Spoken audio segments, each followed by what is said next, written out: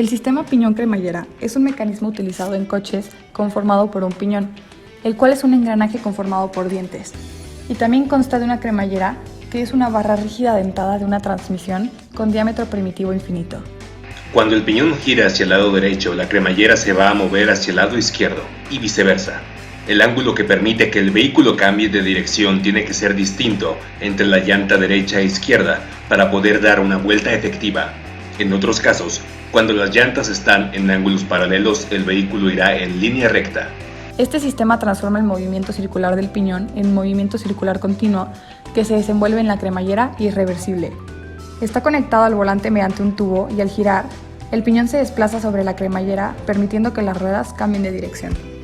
Los ángulos de entrada y de salida son esenciales para saber la dirección de la partícula. El de entrada se refiere a cuánto gira el volante del conductor y el ángulo de salida se refiere a la nueva posición que el conductor va a tener después del giro de entrada. Estos ángulos fueron calculados con SolidWorks y analíticamente. También, ambos ángulos tienen una relación directamente proporcional con el desplazamiento de la cremallera, es decir, el tamaño del giro será de acuerdo al grado que se le da al ángulo de entrada. En la fase 3 de nuestro proyecto fue de suma importancia la elección de un automóvil para continuar con los cálculos correspondientes.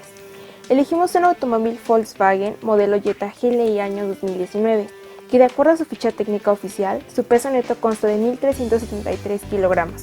La distancia entre ejes es de 2.686 metros y su ancho de 1.799 metros.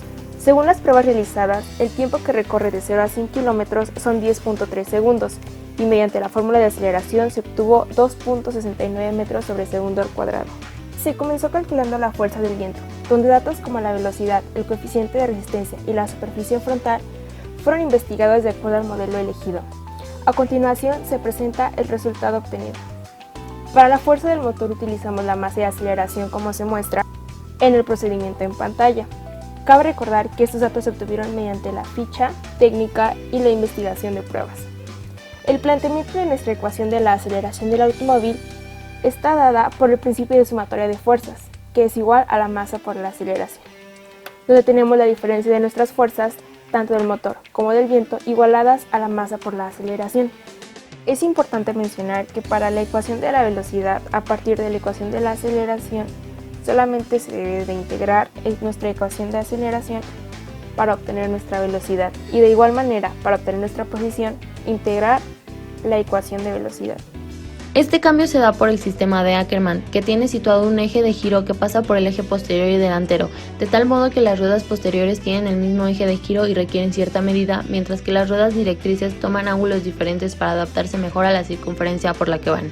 Esto también se relaciona con la velocidad que lleva el carro y el ángulo de giro. Se diseñó un código en MATLAB con el fin de determinar la ruta del automóvil. Primero se establecen las variables con las que se trabajará, luego se ingresan ecuaciones para realizar cálculos en base a las variables insertadas y da como resultado la gráfica correspondiente a la solución.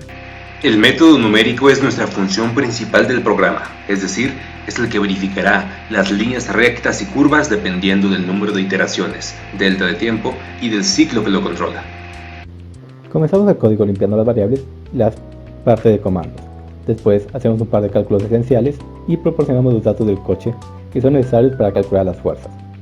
Pasamos a establecer los valores iniciales como 0 para así poder crear las variables y luego empezamos a graficar. Para ello hacemos un ciclo de for que nos pide ingresar los valores del porcentaje de fuerza deseado aparte del ángulo que queremos tomar. Después en el siguiente ciclo for vamos de delta de ángulo en delta de ángulo calculando y conservando esas gráficas para poderlas visualizar próximamente. Después de eso vemos cómo podemos personalizar las gráficas y al final establecemos los valores finales como valores iniciales, aparte de ir sumando 1 al ciclo. Una vez que este ciclo sea repetido suficiente, se acaba y las gráficas se muestran. A continuación, se muestran los resultados obtenidos a partir del código ejecutado. Las gráficas obtenidas fueron de velocidad, posición y aceleración, donde cada color representa los ciclos de 0 a 5 segundos, de 5 a 10 y así sucesivamente. En la primera trayectoria, debido a que no hay giro del volante, nuestra trayectoria será recta. Sin embargo, conforme se avanza a la siguiente trayectoria y existe ya un giro de volante a cierto número de grados, cambia la dirección y como la fuerza del motor disminuye, por ejemplo en la trayectoria 2 hay una trayectoria hacia abajo. Este principio se puede aplicar también a las siguientes gráficas.